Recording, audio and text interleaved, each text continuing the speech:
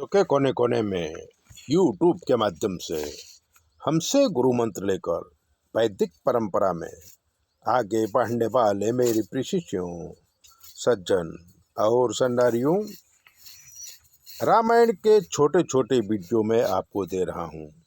आज मैं आपको राक्षस विराध का मोक्ष इसकी कथा सुनाऊंगा। चैनल सब्सक्राइबर कर लीजिए, लाइक कर दीजिए और घंटी दबा दीजिए। ज्योतिष का कोई प्रश्न है तो 9825200108 पर फोन कर लीजिए।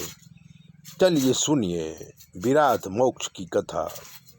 अत्रि ऋषि और सती अनसुईया जी से विदाई लेके राम लक्ष्मण सीता जी जंगल में आगे बढ़े।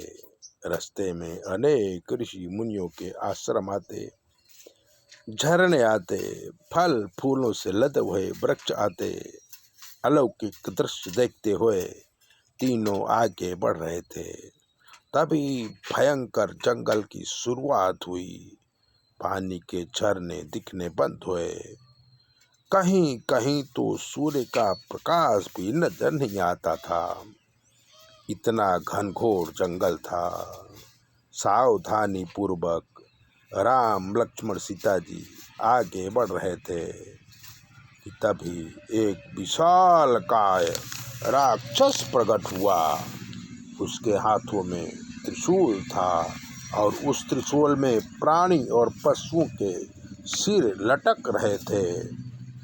विराट ने जोर से अट्टहास किया और सीता जी को पकड़कर बोला कि आज मैं स्त्री को खा जाऊंगा।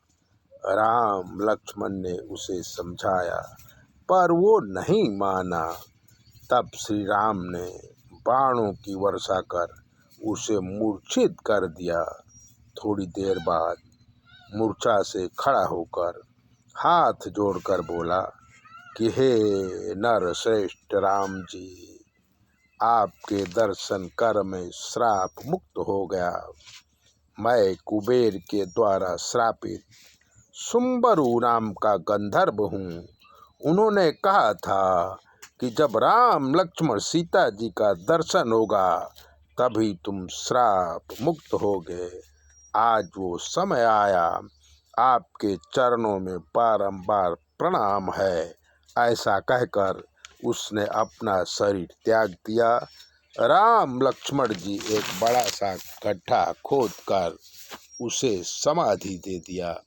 इस तरह से विराट का मोक्ष हुआ और चलते चलते आगे बढ़ने लगे। ऋषि सरभंग जी का आश्रम आया। ऋषि के पास कुछ न था तो उन्होंने अपना जप तप योग श्री राम के चरणों में अर्पण कर योग मार्ग से अग्नि में जलकर मोक्ष पाया। इसी प्रकार से अनेक ऋषियों का दर्शन करते हुए राम जी आगे बढ़े तो एक पहाड़ जैसे हड्डियों का ढेर देखा जो मनुष्यों की थी। रामचंद्र जी इन हड्डियों को देखते हुए ऋषि से पूछा कि ये हड्डियां किसकी हैं। ऋषियों ने कहा कि ये हड्डियां तपस्वी लोगों की है, राक्षसों ने इनका वध किया है।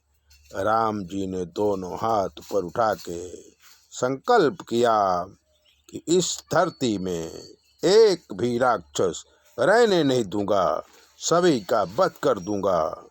आज वो जगह राम टेक के नाम से प्रसिद्ध है जो नागपुर के पास में है। ऐसे ही दिव्य कथा सुनने के लिए चैनल को सब्सक्राइबर कर लीजिए, लाइक कर दीजिए। और अगर आपके जीवन में कोई कष्ट है तो 9825200108 पर फ़ोन करिए। हम आपको बताएंगे कि आपके जीवन में क्या कमी है और आपको क्या करना चाहिए। जय भोले, अपना ध्यान रखो।